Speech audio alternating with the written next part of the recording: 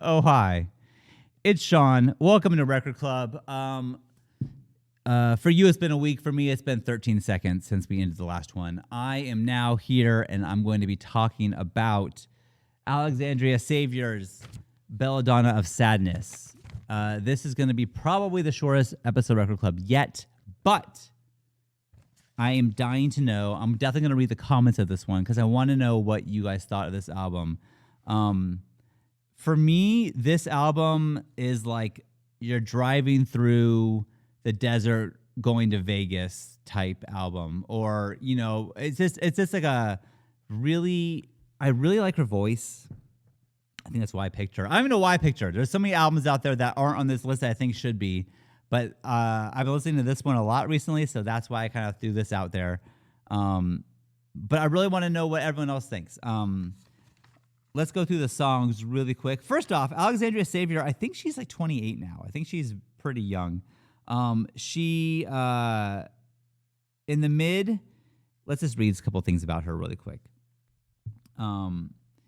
Belladonna of Sadness is the debut studio album by American singer Alexandria Savior, released in April 7th, 2017 by Columbia Records. It was written by Savior and English musician Alex Turner in 2014. I think that's why I was recommended this album. I think Alex Turner, even though I don't think I've ever that's Arctic Monkeys, I think. I don't think I've ever listened to Arctic Monkeys, though, which I think is like one of the biggest bands out there. But I don't think I've listened to Arctic Monkeys. I don't think. It was produced in Hollywood by James Ford and Turner alongside bass player Zach Dawes. Savior painted the album artwork herself, which depicts an Antropa belladonna with a flower resembling a red button.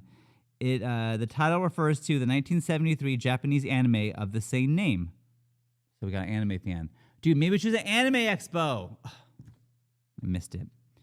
It was released to generally favorable reviews and named one of the 30 best albums of the year by The Independent.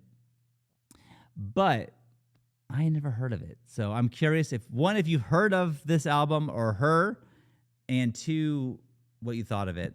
I've been looking for this on vinyl and her other album on vinyl, and I cannot. I think there's they made a couple of them and they're gone. I really would love to own both of these, but I don't think it's to be.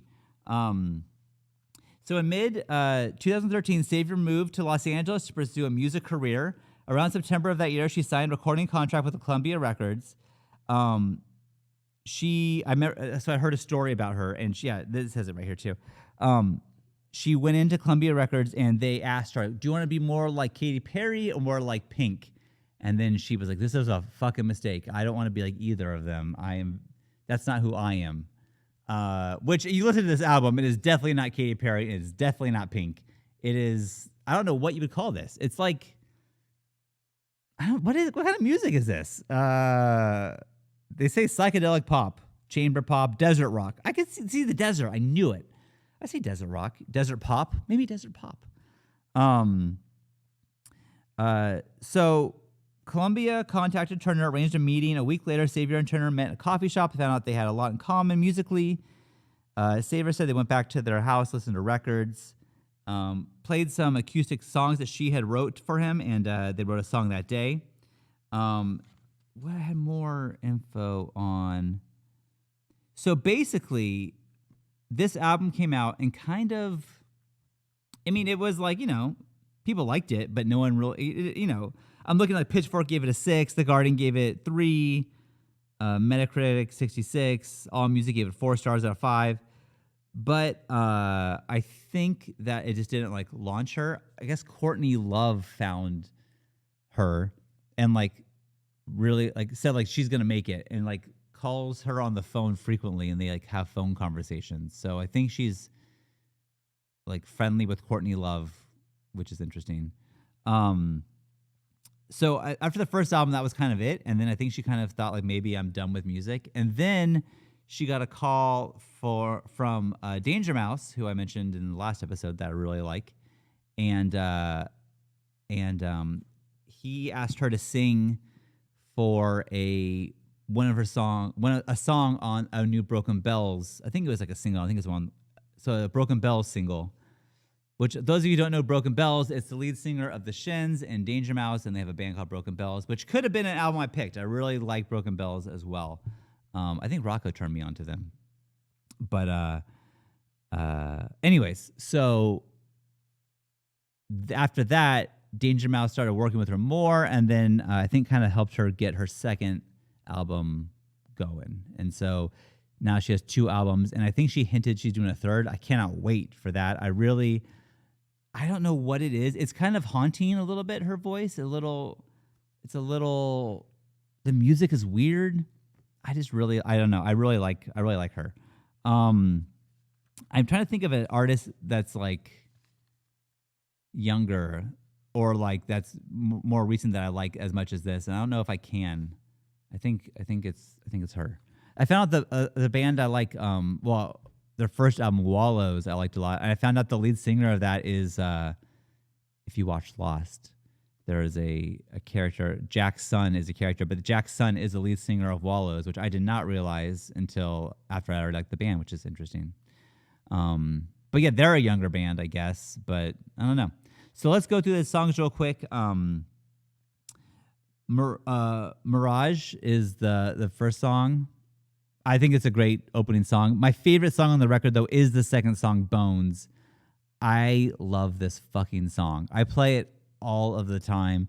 My little girl's singing along with. I play it so much. I love this song. There's not a bad song on this album as far as I'm concerned. Bones, Shades, Girlie is a good song.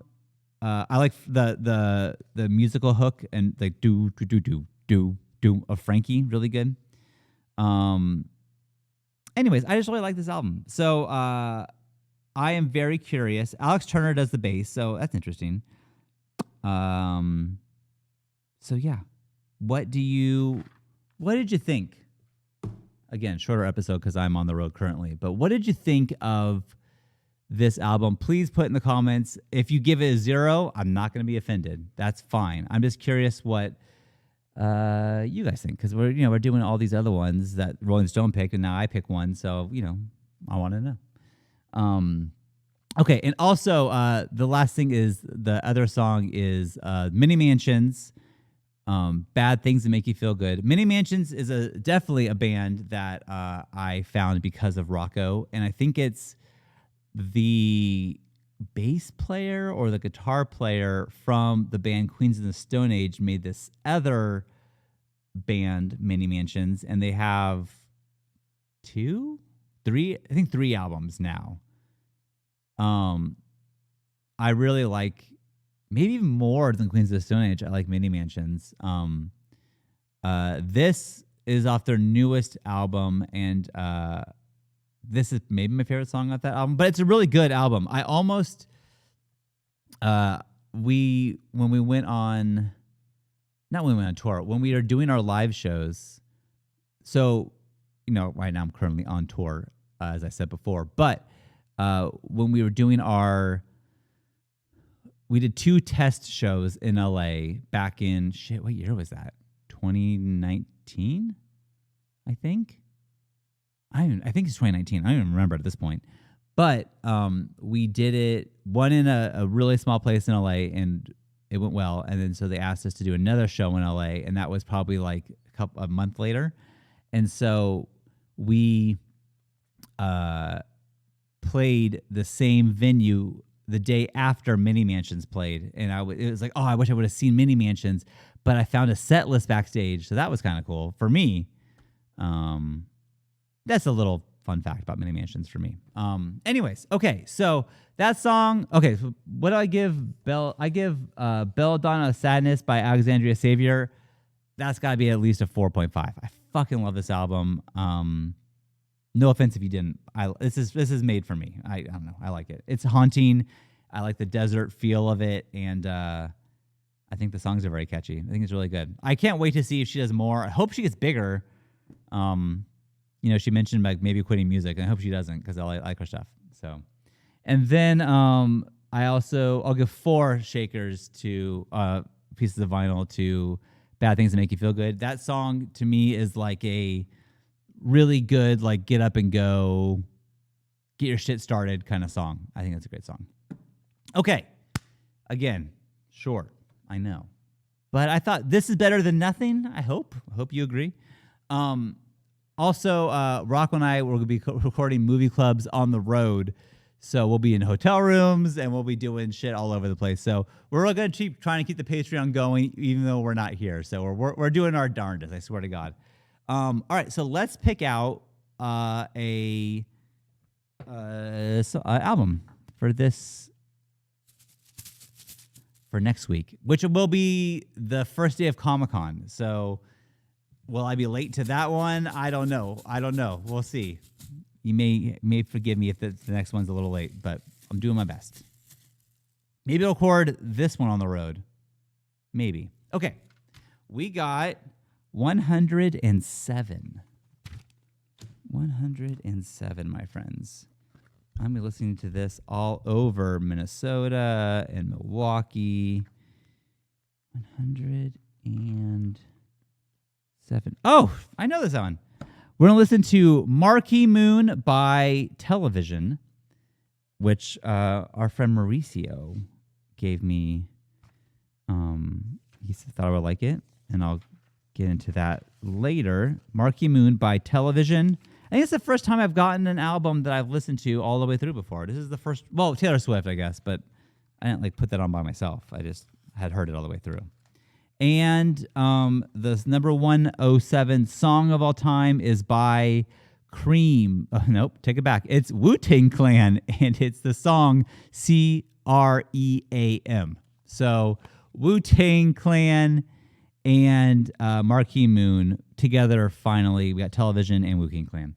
Hey, everyone. Again, hopefully you come see me out on the road. I would love to see you. And yeah, take it easy. I'll see you next time with Television and Wu-Tang Clan. Goodbye, my friends.